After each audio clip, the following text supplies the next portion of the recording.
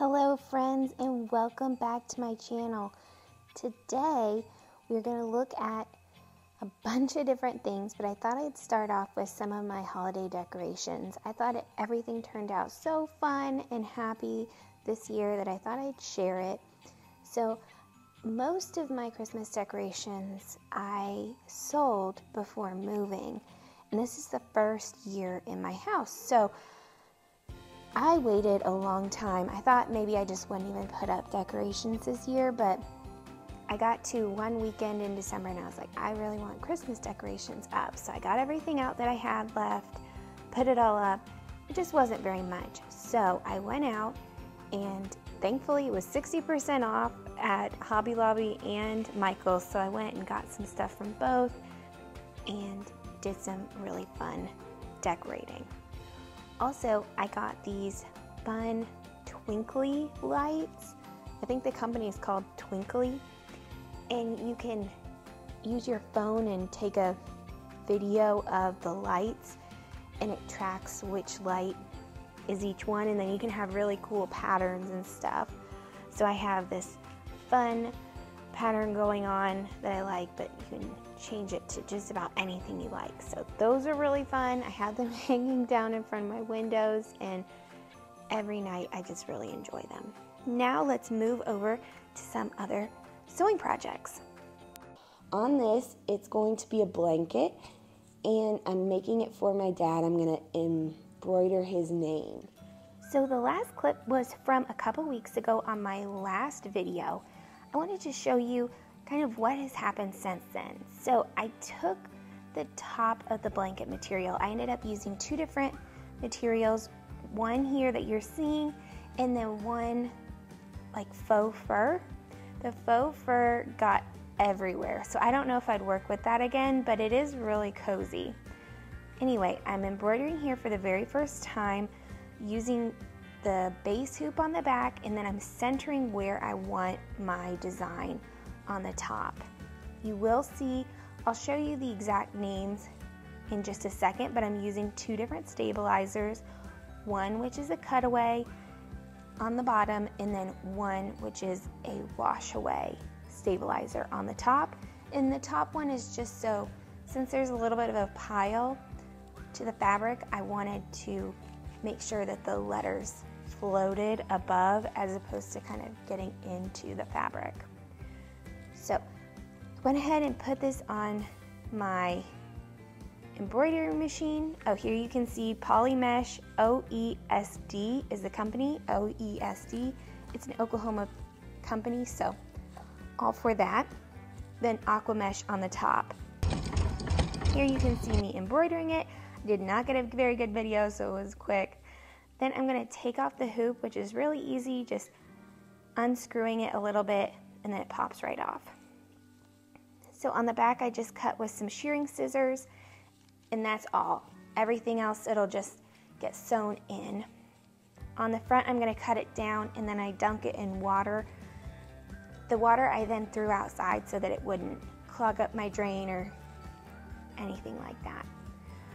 Finally, I sewed it all together by first laying them wrong sides together, serging 3 of the edges. On the final edge, I turned everything so the right sides were out, folded a little bit under, and then sewed that edge. I ended up sewing all 4 edges, as well as a few just straight lines that followed the black lines in that pattern to kind of quilt it together. You can't even see it there.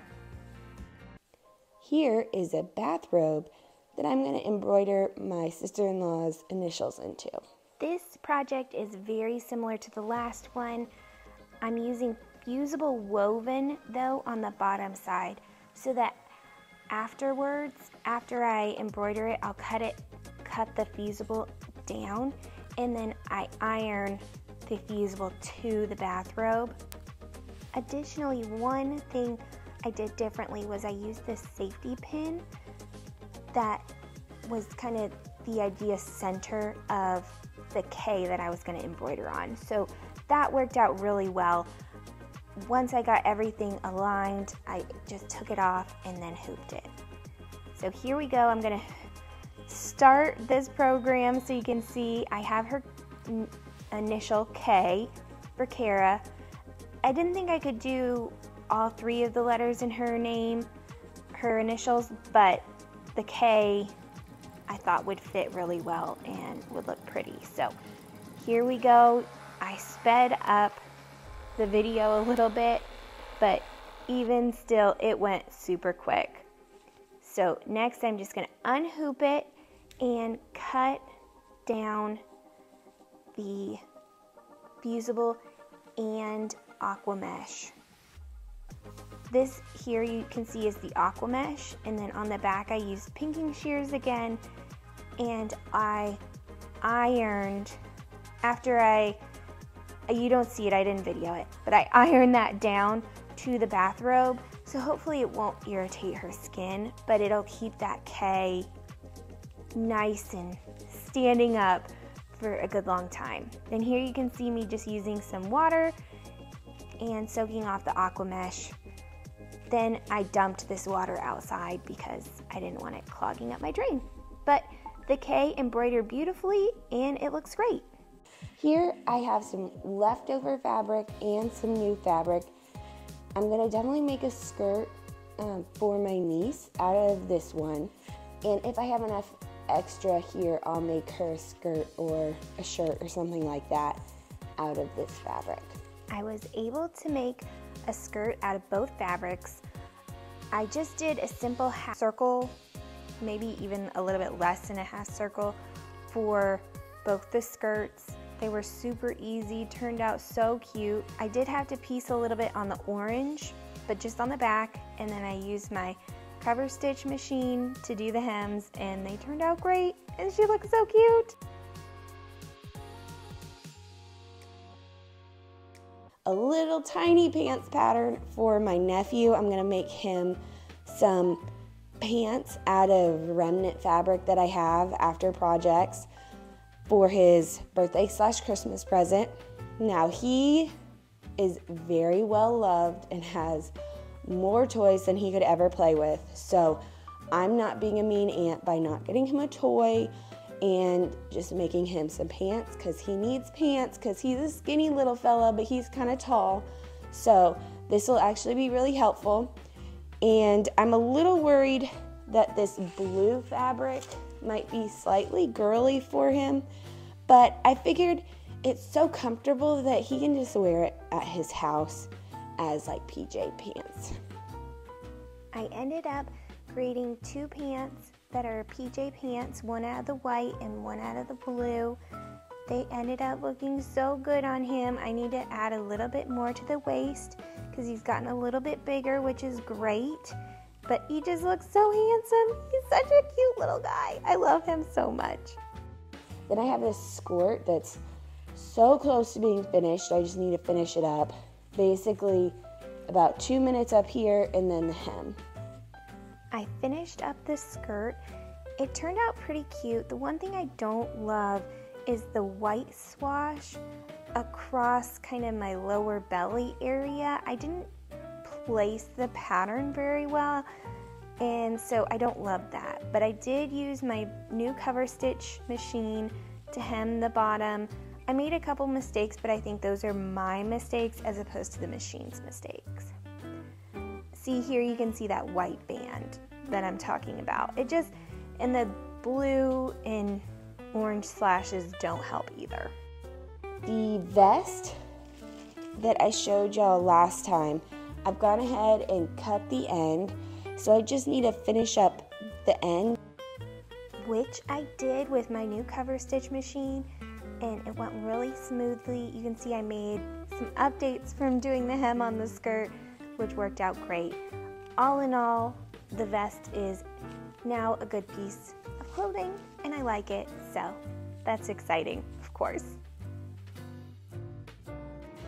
I am working on a hood pattern for some more vests, and so that needs to be continued to work on until I get all the deals with the hood pattern down and fixed.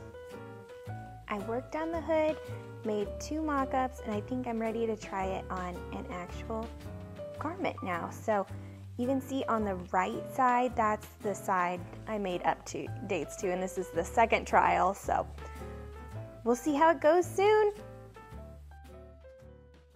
The very final thing we have today is my spice drawer update. So for my Christmas present from my mom, she very graciously gave me these 30 super cute little glass containers, which is exactly what I wanted because I've been wanting to update my spice drawer for a while. All the different spice bottles are different sizes and just look different, and since it's a drawer, I pull it out and there's only one spice of my 35 plus spices that has the name on the top. So I really wanted glass jars with glass lids that had the name on top. So that's what we're creating today. First thing I did was clean the spice jars, let them dry for over 24 hours. Then I've put all the spices in. Next, I'm using my Cricut maker, gonna make some labels. That purple circle is the size of the lid. I type in the name of the spice and then just double check that it's gonna fit on the lid, cut them out. It goes super fast, not quite as fast as it's showing here because I did speed up the video, but it went really fast. It was so easy to cut everything out. I didn't show it, but I did weed all of the excess vinyl off. That part was really easy. The part I found tricky was pulling the words off with the top. The way I found to do it was to just cut out one line of text, 1 or 2 lines of text depending, and kind of pulling the backing paper off towards the top while running something, putting pressure right behind that. So once I finally got them all off, it was easy to then put them on the top. No issues there. You just stick them down like a sticker. I did press it down a little bit so that the vinyl would stay instead of peeling up with the top sticker, but even these tiny little dots, the tittles on the eye, stayed really easy. So you can see how fast that part went. Peeling the backing off was by far the hardest. All in all, I really love how it turned out though. Once you got through that one hard part of the project, it was super easy, and I'm sure there's a way to do even that hard part quicker than I did. But here's my drawer of spices, and look how good it looks. So easy to see what's in there, so easy to pick what I need. Thank you so much for joining me today. Go ahead and hit subscribe if you want to come back next week and see a ton more stuff that I have completed. And I hope you had an amazing holidays with your family and have just had a bunch of fun crafting yourself. See you soon. Bye, guys.